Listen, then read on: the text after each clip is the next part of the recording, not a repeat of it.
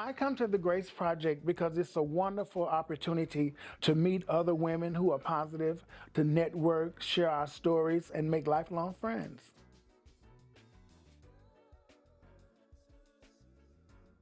The most enjoyable part of the conference for me is getting to know ladies from all over the country who just able to share their stories and I share mine. My story is a little different. I was diagnosed 12 years ago, and at the time I was diagnosed, it was no longer a death sentence. So it was a little different. You know, my story is a little different from some ladies. I called my mother, first person I called, and I told her, Mom, they say I have HIV. I was in the hospital for something else, and she said, what y'all having for lunch? You know, so I've been blessed to have that type of response from my family and friends.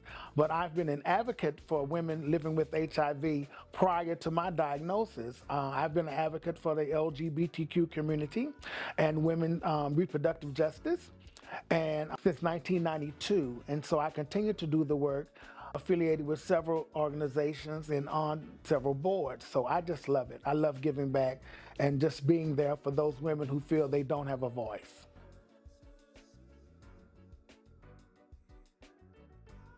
Well, for one, I would let them know, I would, like I always say, share my story. I would let them see what I'm doing. I don't sit at home, I don't pout, you know. But like I said again, I have been blessed to be surrounded by nothing but love and encouragement and support. So what I try to do now is when I meet ladies who are positive, whether they've disclosed or not to other people, I try to encourage them by showing them my life. There are times to disclose and there are times not to, you know. But anyway, for those women who feel like they're, you know, that are silent, they have no voice, yes, you do. You know, and running into people like me will kind of help you.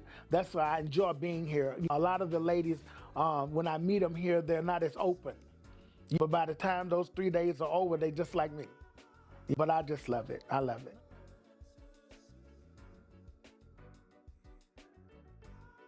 I am extremely blessed. You know, I mean, I'm overwhelmed sometimes, the love and support that I have.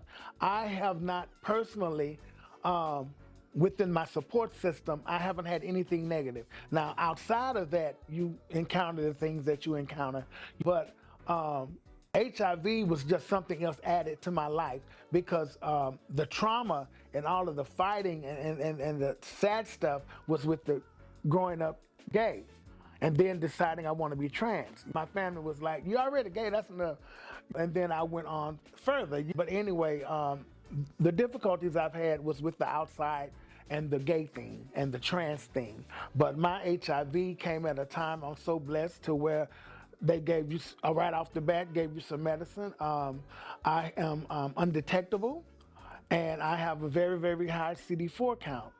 And I've maintained that for some years now. So I'm just grateful, grateful, grateful, and so happy to be here. I've already met some ladies that I meet that are here all the time, and I see some new ladies, you know, and I just can't wait to chat it up with them and just enjoy the weekend.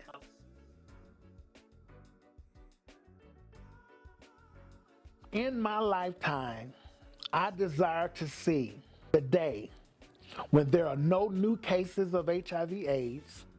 All of the people living with HIV/AIDS are in care, on medication, taking care of themselves and others. And anyone not positive should stay that way.